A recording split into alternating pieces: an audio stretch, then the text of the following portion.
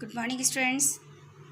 आज हम आपकी पाठ्य पुस्तक स्पर्श का अगला पाठ गद्य भाग से पढ़ेंगे, जिसका नाम है अब कहाँ दूसरों के दुख से दुखी होने वाले। और प्रस्तुत पाठ लेखक निदा फाजली द्वारा रचित है। लेखक निदा फाजली ने प्रस्तुत पाठ में मानव के संवेदनहीन होने का संकेत दिया है। लेखक ने पाठ में विभिन्न प्रसंगों के आधार पर स्पष्ट किया है कि इस धरती पर सभी को रहने का बराबर का हक है, परंतु स्वार्थी प्रवृत्ति के मानव ने उसे इतना अधिक लालची बना दिया कि उसने अन्य जीवधारियों को इस धरती से बेदखल कर दिया। पाठ प्रवेश में पढ़ते हैं।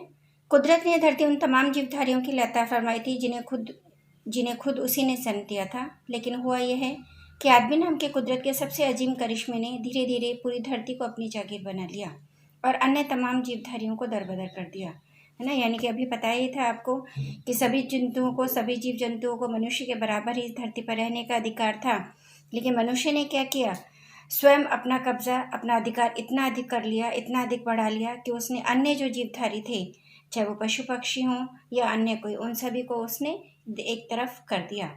और क्या हुआ इसका परिणाम कि या तो जीवधारियों की नस्लें खत्म हो गई या उन्हें अपना ठौर ठिकाना छोड़कर कहीं और जाना पड़ा। जितने भी प्राकृतिक आवास थे जीव जंतुओं के, वो सभी नष्ट हो गए। तो क्या हुआ, परिणाम थे धीरे धीरे उनकी नस्लें जो है वो खत्म होती चली गई। अब लेखक ये और बताते हैं कि इतना भर भी होता तो गनीमत होती, लेकिन इस आदमी नाम के इस जीव की सब कुछ समेट लेने की भूख यहाँ पूरी नहीं हुई। वह अन्य प्राणियों को ही नहीं, खुद अपनी जात को भी बेदखल करने से परहेज नहीं करता। यानी कि मनुष्य जीव जंतुओं को एक तरफ कर रहा था, वो एक अलग बात थी, लेकिन अब क्या किया उसने, अब वो मनुष्य के अधिकार पर नियंत्रण कर रहा है। अब तो स्थिति ये है, यानी वो इतना अधिक स्वार्थी हो गया कि उसे ना तो किसी के सुख दुख की चिंता है, ना उसे किसी का सहारा या सहयोग देने की मंशा है। तो अब हम इस पाठ को देखते हैं कि वास्तव में क्या ऐसा ही है। पाठ के शीर्षक से हम भली भांति समझ चुके हैं कि अब कहाँ दूसरों के दुख से दुखी होने वाले, यानी आज संसार में ऐसे लोग ही नहीं रहे हैं जो दूसरों के दुख से दुखी होते हैं, और उसके दुखों का कारण यदि स्वयं होते हैं तो उस कारण को दूर करने का प्रयास करते हैं। लेखक ने अनेक उदाहरण दिए हैं। पहला उदाहरण दिया है लेखक ने पहला उदाहरण बाइबल के सोलोमन का दिया है, जिन्हें कुरान में सुलेमान कहा जाता था। ईसा से 1025 वर्ष पर एक बादशाह हुए थे, उन्हीं का इनाम था सुलेमान। कहा जाता था कि वे पशु पक्षियों की भाषा भी जानते हैं। एक बार वे अपने लश्कर के साथ एक रास्ते से गुजर रहे थे और जब चींटियों ने घोड़ों के टापों की आवाज़ सुनी तो वे बहुत डर गई और डरकर अपने अपने बिलों में छिप जाने की बात करने लगी। सुलेमान उनकी बातों को सुनकर रुक गए और उन्होंने चींटियों से कहा कि तुम घबराओ नहीं, खुदा ने मुझे तुम सबका रखवाला बनाया है। इस तरह से वो रास्ता छोड़कर आगे की ओर बढ़ गए। इस तरह से चींटियों ने उनके लिए ईश्वर से दुआ की। अब दूसरा प्रसंग लेखक महाकवि शेख हयास के पिता का देता है कि एक बार शेख हयास के पिता, लेखक अपनी आत्मकथा में लिखते हैं कि एक बार शेख हयास के पिता कुएं से नहाकर लौटे तो खाना खाते समय उन्होंने देखा कि उनकी एक चोंटा उनकी बाजू पर रेंग रहा है। वे भोजन छोड़कर तुरंत उठ खड़े हुए। लेखक की माता ने उनसे भोजन छोड़ने का कारण पूछा और पूछते हुए कहा कि शायद भोजन अच्छा नहीं बना है। तब लेखक के शेख हयास के पिता ने कहा कि नहीं, ऐसी बात नहीं है, बल्कि उन्होंने एक चोंटे को बेघर कर दिया है और वे उसे उसके घर पर छोड़ने जा रहे हैं।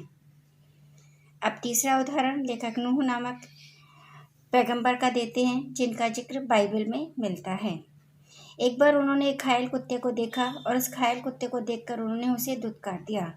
तो कुत्ते ने प्रत्युत्तर में कहा कि ना तो वे अपनी मर्जी से कुत्ता है और ना ही तुम अपनी पसंद के इंसान हो। कुत्ते की यह बात सुनकर नूह को बहुत देर तक पश्चाताप होता रहा और उन्होंने उसका पश्चाताप करते हुए वे बहुत लंबे समय तक रोते रहे। लेखक आगे लिखते हैं कि महाभारत में युधिष्ठिर का जो अंत तक साथ निभाया था वह प्रतीकात्मक रूप में एक कुत्ता ही था। इस तरह से लेखक कुछ पंक्तियों के द्वारा ये बताने की कोशिश करते हैं बार बार कि मनुष्य वास्तव में क्या है। मट्टी से मट्टी मिले खो के सभी निशान, किसमें कितना कौन है कैसे हो पहचान। यानी मनुष्य का जन्म, मनुष्य का अस्तित्व इन पंच महाभूतों से मिलकर बना है, पंच तत्वों से मिलकर बना है, जिसमें मिट्टी भी एक ही है और मृत्यु के पश्चात वह इस मिट्टी में ही मिल जाएगा। फिर यह पहचान बाकी नहीं रह जाती कि इसमें यह मनुष्य है या ये पशु है अथवा पक्षी हैं। कहने का भाव है, जब उसका जन्म इन पंचभूतों से हुआ और मृत्यु पश्चात भी जब इसे इस मिट्टी में ही मिल जाना है, इस पंचभूत में भी मिल जाना है, तो फिर उसे गर्व और अहंकार किस बात का, घमंड किस बात का, या उसका स्वार्थी होना किस हद तक उचित है। लेखक आगे लिखते हैं कि दुनिया अस्तित्व में कैसे आई, इसकी बात करते हैं लेखक। विज्ञान अपनी तरह से इस बात का उत्तर देता है कि वास्तव में दुनिया कैसे बनी। धार्मिक ग्रंथ अपनी अपनी तरह से इस बात का उत्तर देते हैं। लेकिन कारण कुछ भी रहा हो, लेकिन निष्कर्ष एक ही है कि इस धरती पर सभी, चाहे वो मनुष्य हो, पशु हो, नदी हो, पर्वत हो, समुद्र हो, सभी की बराबर की हिस्सेदारी है, बराबर की भागीदारी है। लेकिन स्वार्थी प्रवृत्ति के मनुष्य ने क्या किया, इस दुनिया में अपनी बुद्धि से, क्योंकि बुद्धिमान प्राणी है, ये हम सभी जानते हैं, मनुष्य जो है सबसे अधिक बुद्धिमान प्राणी है, तो इसने क्या किया, अपनी बुद्धिमत्ता के बल पर अनेक जो है वो दीवारें खड़ी कर दी। यानी सबको जो है, सबका स्थान उसने निश्चित कर दिया, निर्धारित कर दिया और अपने लिए एक अलग निर्धारित स्थान खोज लिया। पहले क्या था, लेखक बताते हैं कि पहले क्या था, सब लोग मिलजुल कर रहते थे और एक ही दालान में, एक ही आंगन में बैठकर जो है अपना जीवन बिताया करते थे। लेकिन आज मनुष्य आत्म केंद्रित हो गया है, स्वार्थी हो गया है, वह केवल अपने, उसका जीवन जो है केवल अपने तक ही सीमित होकर रह गया है। परिणाम क्या हुआ, उसने अपने का विस्तार किया, स्व का विस्तार किया, और इस स्व के विस्तार में क्या हुआ, प्रकृति का जो है वो अत्यधिक दोहन होता चला गया, प्रकृति का अत्यधिक विनाश होता चला गया। प्रकृति के इस विनाश का परिणाम हुआ कि समय असमय की बरसात होने लगी, बाढ़ आने लगे, भूकंप आने लगी। लेखक लिखते हैं कि नेचर की एक सहन शक्ति की एक सीमा होती है। यानी हर व्यक्ति, चाहे वो प्रकृति हो चाहे व्यक्ति हो, उसकी सहन शक्ति की एक सीमा होती है। और इस नेचर की सहन शक्ति की सीमा का उदाहरण लेखक ने एक दिया है, जब मुंबई में समुद्र की लहरों ने 3 जहाज़ों को गेंद की तरह हवा में उछालकर ध्वस्त कर दिया। और यह नमूना इतना डरावना था कि बम्बई निवासी डरकर अपने अपने पूजा स्थल में अपने अपने खुदाओं से प्रार्थना करने लगे। यहाँ पर लेखक पुनः लिखते हैं कि जो जितना बड़ा होता है उसे उतना ही कम गुस्सा आता है।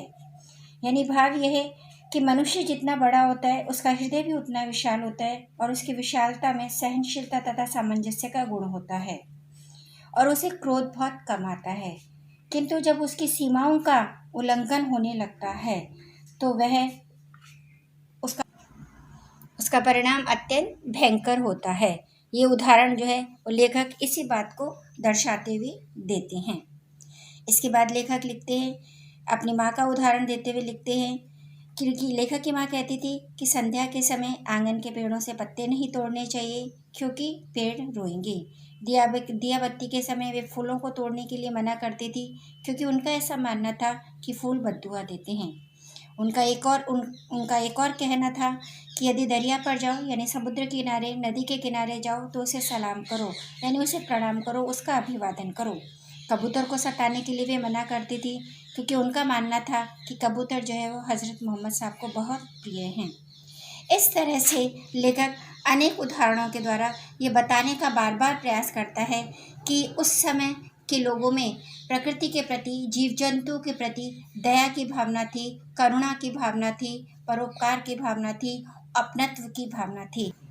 इसी क्रम में आगे बढ़ते हुए लेखक ग्वालियर में अपने घर में हुई एक घटना का वर्णन करते हैं।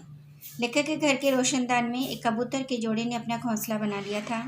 एक बार बिल्ली ने उसमें रखे हुए अंडों में से एक अंडा तोड़ दिया, तो यह देखकर लेखक की माँ ने दूसरे अंडे को बचाने का प्रयास किया, और इस प्रयास में उनके हाथ से वह अंडा भी गिरकर टूट गया। इस घटना से लेखक की माँ बहुत दुखी हुई और उन्होंने इस गुनाह को खुदा से माफ़ कराने के लिए पूरा दिन रोज़ा रखा। लेकिन आज का माहौल पूरी तरह से बदल गया है। पहले जहाँ तक समुद्र थे, दूर दूर तक घने जंगल थे, वहाँ अब घनी बस्तियाँ बन गई हैं। इन बस्तियों में अनगिनत परिंदों के घर छीन लिए हैं। घर में प्रवेश करने के सभी रास्ते बंद कर दिए हैं। इनमें से अब कुछ पशु पक्षियों ने यहाँ वहाँ डेरा डाल लिया है। इन्हीं का उदाहरण एक लेखक लिखते हैं कि उनके घरों में भी इस प्रकार 2 कबूतरों के एक जोड़े ने उनके घर में घोंसला बना लिया था। उनके बच्चे अभी छोटे छोटे थे, इसलिए उनके खिलाने पिलाने की जिम्मेदारी बड़े कबूतरों की थी। वे दिन भर आते जाते थे और उनके आने जाने से लेखक के घर में बहुत परेशानी होती थी। उनके आने जाने से कभी कोई चीज़ गिरकर टूट जाती थी, कभी कभी लेखक की लाइब्रेरी में रखी हुई पुस्तकों को भी वे पक्षी या कबूतर गंदा कर देते थे। तो लेखक की पत्नी ने इन सब परेशानियों से बचने के लिए एक जाली लगा दी और बच्चे दूसरी तरफ हो गए और कबूतर दूसरी तरफ हो गए। अब दिन भर वो कबूतर खामोश और उदास बैठकर देखते रहते हैं। तो प्रस्तुत घटना के द्वारा, प्रस्तुत उदाहरण के द्वारा लेखक इस बात को समझाने का प्रयास कर रहा है कि वास्तव में आज का मनुष्य कितना संवेदनहीन हो गया है। आज ना तो सोलोमन है जो उनकी ज़ुबान समझकर उनका दुख बांटे, ना उनकी माँ है जो उनके दुखों में सारी रात नमाज़ों में काटे। यानी लेखक सभी प्रकार के उदाहरणों के द्वारा ये बताने का प्रयास करता है कि वास्तव में आज का मनुष्य किस प्रकार स्वार्थी हो गया है। नदिया सींचे खेत को, तोता कुतरे आम, सूरज ठेकेदार सा, सबको बांटे काम। क्या बताना चाह रहा है लेखक इन पंक्तियों के द्वारा? यानी चाहे वो नदी हो या पशु हो, पक्षी हो अथवा अन्य कोई प्राणी हो, सभी को प्रकृति ने सबका दायित्व दिया है, सबके कार्य सौंपे हैं। लेकिन मनुष्य स्वयं को बुद्धिमान प्राणी समझता है, इस कारण वह सभी के दायित्वों का, सभी के कर्तव्य का हनन करते हुए सभी के ऊपर अपनी श्रेष्ठता को स्थापित करने का प्रयास कर रहा है। और इस प्रयास में उसने पशु पक्षी और प्रकृति के सामने उनके अस्तित्व को बचाने का भयंकर संकट उत्पन्न कर दिया है। आशा है आपको लेखक निदा फाजली द्वारा लिखित अब कहाँ दूसरों के दुख से दुखी होने वाले पाठ का भावार्थ अच्छी तरह से समझ में आ गया होगा। आप इस पाठ को बार बार पढ़िए। सभी उदाहरणों को पढ़कर आप अच्छी तरह से समझ पाएंगे कि वास्तव में आज के मनुष्य और कल के मनुष्य में क्या मूलभूत अंतर आ गया है और प्रकृति का जो भयंकर रूप हमारे सामने आ रहा है वह वास्तव में उस आज के मनुष्य का ही की करनी का ही परिणाम है। Okay, thank you student.